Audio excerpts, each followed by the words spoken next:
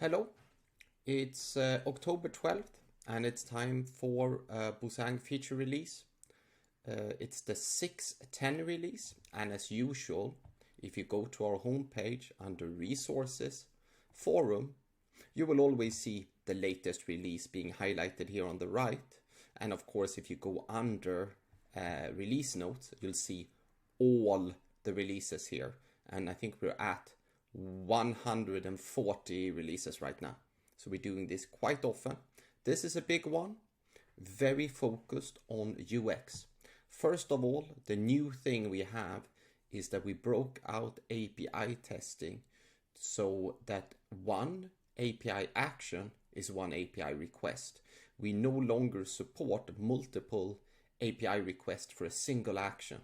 And this has a number of advantages, but in order to do that, we also needed to create a new API load test type.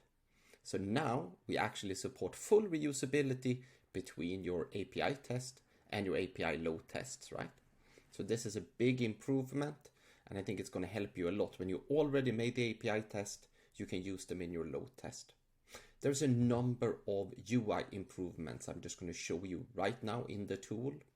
If you go into any test here, let's go into a functional test, and you look at any single action, what you will see is that we moved, you see it's much cleaner, this view now, and what you see is that all the advanced features here are in the kebab menu.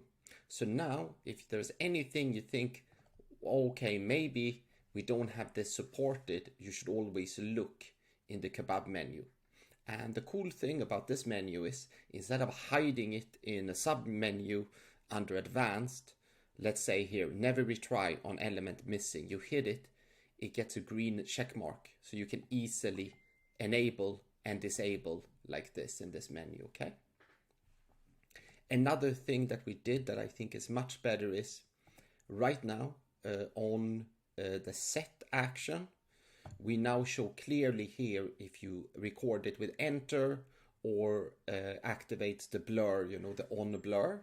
And of course, you can now manually change them very easily. Also, if you have a key action, let's see here. Here you see it's highlighted as a download action. This is also one of these things you can undo, and we show it in the actual action.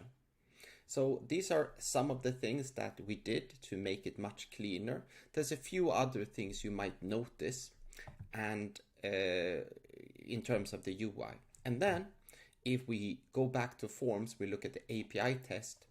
Now, if you look at any API test, it's very simple. When you click on an API action, you can easily find it here. You see there is no drop down with several actions. It's a single API request where you can set and debug as you need.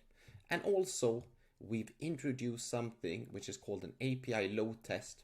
So now if you hit an API test, an API load test, you can actually add your existing API requests here, which you can, if you want to create a group, let's say you want to say, I want to create a post, but then I want to use the ID to delete later on, you can basically just use the pre-script and the postscript to make sure that the data is carried forward properly.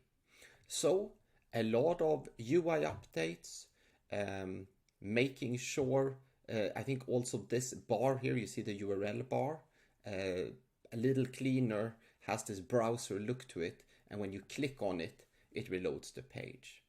So a few updates, mostly UI updates, but also a big simplification on API tests and UI tests.